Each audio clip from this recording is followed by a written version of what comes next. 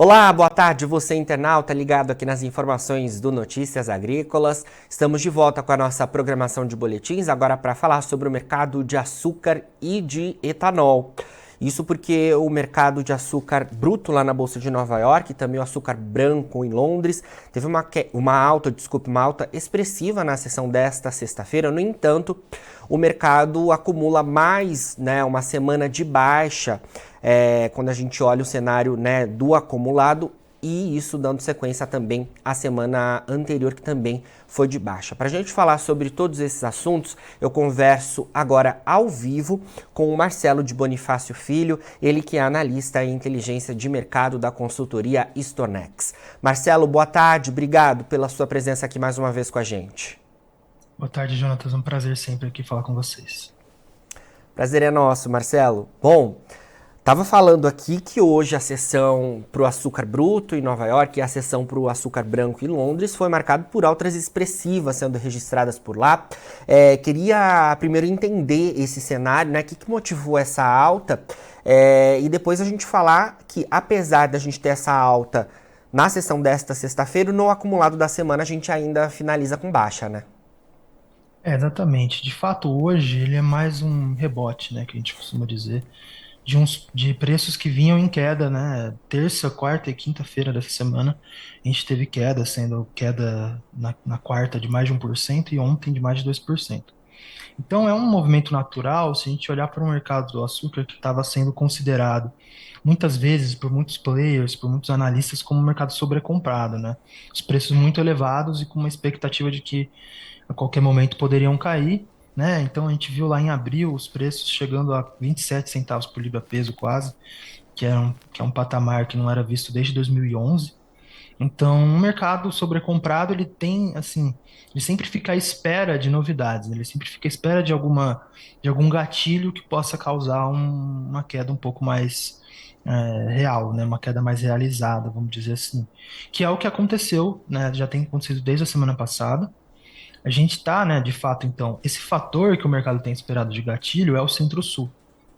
A gente tem visto umas notícias aí nos últimos dias, que já tinha sido divulgado pelo CTC e a Única confirmou, né, na divulgação dessa semana, que a produtividade em abril foi mais de 18% maior que o ano passado. Então a gente teve uma produtividade no começo da safra muito alta, e ainda, né, e a gente tem, né, costumeiramente, sazonalmente, a produtividade dos canaviais, ela cresce ao longo da safra, né, em direção ao pico, né, claro que depende muito, vai variando, né, cada ano, mas a gente tem uma tendência de que, então, se essa produtividade parte aí de 83,7 toneladas de cana por hectare, ela vai aumentando, né, tende a aumentar ao longo dos próximos meses. Então, a gente tem uma expectativa que já era muito otimista pelo setor e que está se confirmando, seja pelos dados consolidados aí de produtividade, seja pelos próprios números aí da primeira quinzena, com uma moagem de quase 44 bilhões de toneladas, muito elevada para a primeira quinzena de maio. Claro, pegando algumas áreas que não foram colhidas em abril por causa das chuvas, né, que foram elevadas, mas também porque o maio não está chovendo como vinha chovendo no começo do ano. Então muitas usinas estão correndo aí com a safra, muita expectativa, muitas usinas com medo, vamos dizer assim, que o El Niño chegue muito forte, né, no próximo semestre, atrapalhando a colheita, né? Existe essa discussão se chove mais, se não chove tão mais assim. E, de fato, se a gente olhar para o ano passado, se essas chuvas que tiveram em agosto se repetirem esse ano, não vai ser muito bom para o setor, que tem uma expectativa de maior área, de maior produtividade. Então, é a chance, né, a probabilidade no momento em que a safra dure mais, né, que tenha mais cana disponível ao longo dos meses, né. Então, de fato, algumas usinas estão aí antecipando, né, correndo mais de forma mais rápida com a safra. Então, isso tem sido o gatilho do mercado, justamente porque com a cana mais elevada e com um mix açucareiro muito elevado, o açúcar está entrando aí na safra global e por isso que a gente tem uma tendência de queda. Claro que a gente viu hoje os preços subindo, justamente porque a oferta global, né, o resto do mundo, ela não está respondendo, não está seguindo esse otimismo do Centro-Sul. Então, basicamente, o mercado de açúcar depende quase que exclusivamente da oferta no Centro-Sul. Então, a gente tem visto uma tendência de baixa nos últimos dias, mas uma forma um pouco mais gradual, um pouco mais lenta. Certo. E a expectativa, então, né, ao longo das próximas semanas é de que essa moagem vá acelerando, né? Esses dados agora de maio da Única confirmaram a expectativa do mercado de que a gente tivesse a colheita mais fortemente andando, né, e a moagem também. E nas próximas semanas imagino que esse cenário vá se ampliando, né, em relação à moagem da safra 2023-24 no Centro-Sul. Exatamente. A expectativa é que com esse clima menos chuvoso, e a gente tem visto também, apesar das previsões não terem sido muito positivas lá alguns dias atrás, a gente tem visto que as chuvas cessaram mesmo nas principais regiões, continuaram menores na segunda quinzena de maio, né? Claro, depende do mapa climático, da análise, mas só que no geral o que a gente tem visto aqui é que as usinas continuam correndo com a safra. Segunda quinzena de maio deve continuar elevada aí, em termos de moagem. Em termos de mix, a mesma coisa, né? O açúcar continua bem precificado, principalmente em relação ao etanol. Então, é uma expectativa muito positiva. E vamos ver, né, o quanto vai durar o pico, né? A gente também tem que lembrar, por exemplo, de alguns episódios, de alguns cenários, né? A Tailândia, na safra 22, 23 internacional, ela teve um pico muito elevado de moagem, né? Níveis excelentes, o mercado vendo ali que, poxa, a Tailândia estava respondendo às expectativas, mas ela acabou antes do esperado.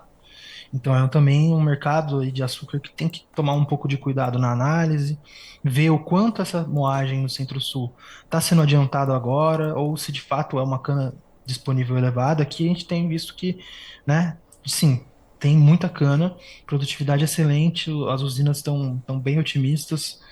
E, né, apesar de algumas usinas estarem antecipando com medo da chuva, é provável que esses volumes elevados continuem, né, em maio, em junho, em julho e, enfim, com esse mix aí bem açucareiro, a oferta global de açúcar vai ser aí, digamos, inundada pelas cargas do Centro-Sul. Certo, Marcelo. De fato, né, fica cada vez mais claro quando a gente olha a safra do Brasil e o que está acontecendo nas outras origens, né, é de que para o cenário global, essa temporada 2023-24 do Centro-Sul do Brasil será muito importante no saldo global, né?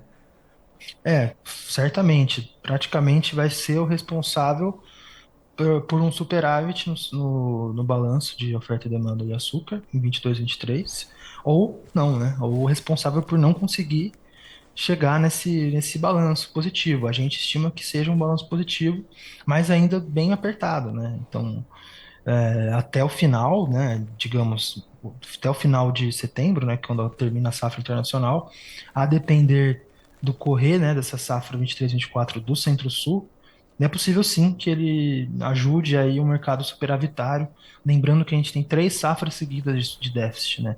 Então são preços que estão bem intencionados, safra a safra, com estoques limitados, estoques de passagem bem apertados, então é importante, vamos dizer, para o abastecimento do açúcar internacional, que o Centro-Sul responda, né, realize essa oferta esperada. Mas, de fato, como eu tenho dito, depende da duração da safra, do clima. Até então, é um clima que está muito bom em maio para colheita. Vamos ver se continua em junho e julho. É possível que sim, é provável que sim.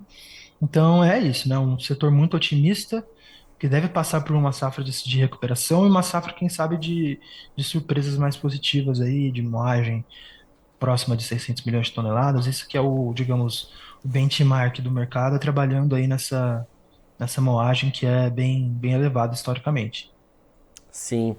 Marcelo, como é que vocês aí da Stonex têm acompanhado, né, essas expectativas relacionadas ao El Ninho no próximo semestre? Como isso pode impactar a safra do Brasil, e também a safra de outras origens, principalmente as asiáticas, né, a próxima safra deles por lá? Então, a gente tem acompanhado com muita cautela, criado muitos conteúdos aqui, inclusive cobrindo praticamente todas as commodities, né? E para o açúcar, primeiro que no Centro-Sul a gente também está um pouco mais cauteloso quanto ao Ninho, porque de fato ele tende a trazer um pouco mais de chuva, mas o Centro-Sul não é uma região tão afetada quanto outras regiões, como por exemplo o Rio Grande do Sul, né? Como a gente viu no Laninha, desculpa. O Laninha nos últimos tempos aí tem trazido muita seca lá para o sul do país. A gente viu as safras de grãos, né, sendo afetadas por lá. E aí o El Niño seria o impacto contrário. Então, também no Nordeste brasileiro, o El Niño tende a ser, né, trazer um pouco menos de chuva. Para o Centro-Sul é mais uma fase não, uma região ali de transição dos fenômenos, né? Não tem um padrão muito claro, então safras recentes, se eu não me engano, a 15 e 16, quando teve o El Niño, a gente teve uma produtividade muito boa, né, no setor, uma moagem bem elevada. E então não tem um padrão muito observável para o Centro-Sul, então é uma coisa que a gente tem que tomar cuidado. Assim, o mercado tem um certo consenso, não é um consenso completo, né? Talvez seja um pouco contraditório, mas não é um consenso de que existe um certo consenso de que sim, o El Niño vai trazer mais chuva, principalmente no segundo semestre. É um medo, né? Vamos dizer, mais do que uma certeza, é um medo. Mas é uma coisa que a gente tem que ter cuidado para avaliar, por mais que tenha essa discussão no Brasil, acho que a grande questão é justamente como você perguntou. As safras asiáticas, elas têm um temor ainda maior no El Niño, porque os impactos por lá são mais claros, né? Assim como o Laninha trouxe muita chuva para a Tailândia, para a Índia, para o Paquistão, até prejudicando algumas safras, né? A safra do Paquistão, ela teve chuva muito acima da média e teve quebra na colheita de cana, né? Teve inundação, enfim. E na Índia a mesma coisa, né? A cana teve maturidade mais cedo do que o normal, perdeu muito açúcar, né? E também teve quebra por conta do excesso de chuva. Tailândia se beneficiou, mas agora El Niño, né, nessas regiões tende a trazer menos chuva. Hoje mesmo, o departamento da Índia soltou mais uma nota dizendo que as chuvas de monções, né, o ciclo de monções, que é o período que leva a chuva para lá, entre julho e setembro, ele vai ser dentro do normal, mas alguns modelos climáticos já apontam que as chuvas vão ser abaixo do normal. No geral, a expectativa do mercado é que o El Niño impacte negativamente as safras da Ásia, né? A gente até estima aqui uma queda de produção de açúcar na próxima safra internacional 23-24 na Índia e na Tailândia também. Então, assim, de novo, né, reforça a importância do Centro-Sul, não só no curto prazo, mas no médio prazo também na oferta de açúcar, né? É uma coisa que o mercado global está tensionado no curto prazo, com estoques muito apertados, mas que no médio prazo as notícias não são tão animadoras para o resto do mundo. Então é um Centro-Sul que precisa, vamos colocar assim, ser protagonista hoje e no futuro também.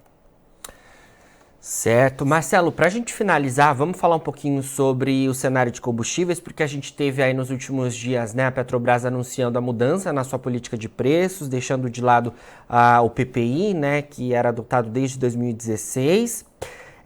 E a gente também tem aí nos próximos dias, né, entrando em vigor a mudança ali do CONFAS, que a gente passa a ter uma cobrança de ICMS por parte dos estados em alíquota fixa, né, e uniforme.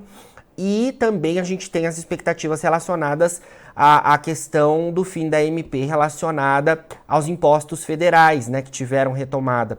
Fala um pouco pra gente sobre todo esse cenário e como a gente deve acompanhar o impacto disso para o etanol.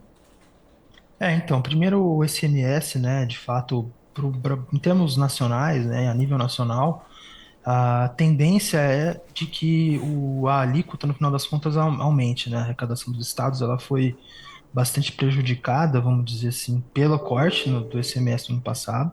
Então, os estados passaram a arrecadar um pouco menos pelo setor de combustíveis, porque tinha estado que o ICMS chegava a 40% e abaixou para 18%, né? Então, naturalmente, você tem, né, uma arrecadação tributária menor. Então, a ideia é, por mais que seja de uma forma diferente, não mais uma alíquota, mas sim numa taxa física, desculpa, uma taxa fixa, a expectativa de que volte a aumentar um pouco a arrecadação do Estado nesse setor, né?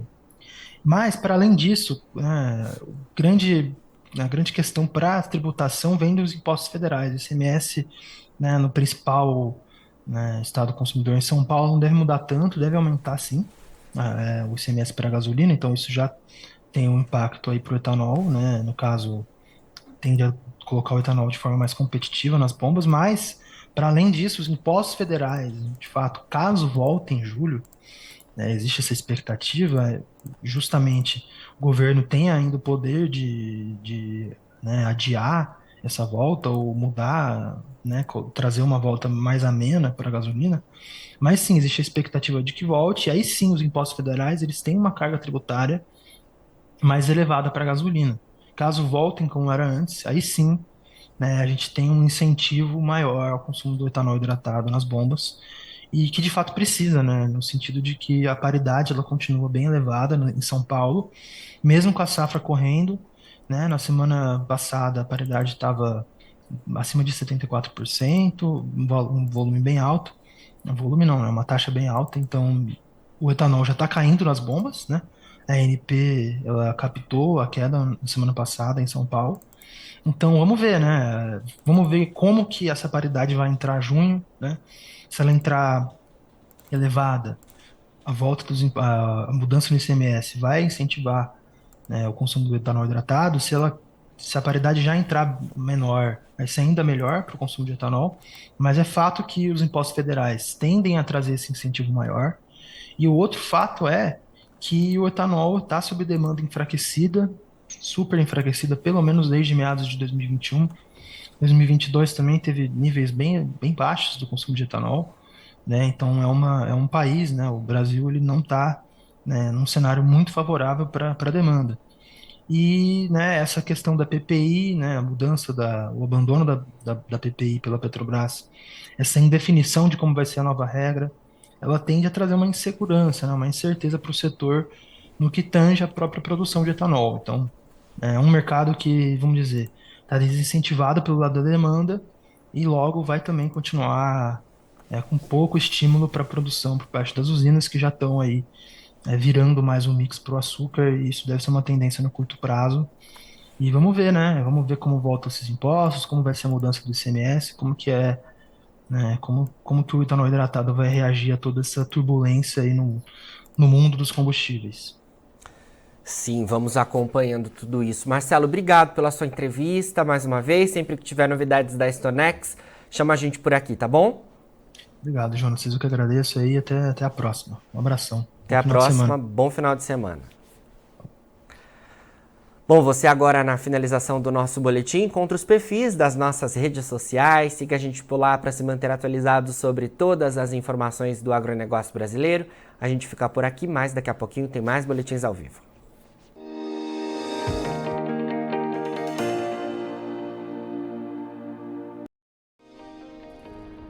Se inscreva em nossas mídias sociais no Facebook Notícias Agrícolas, no Instagram @Notícias Agrícolas e no nosso Twitter @Notiagre. E para não perder nenhum vídeo, não se esqueça de nos acompanhar no YouTube e na Twitch Notícias Agrícolas Oficial.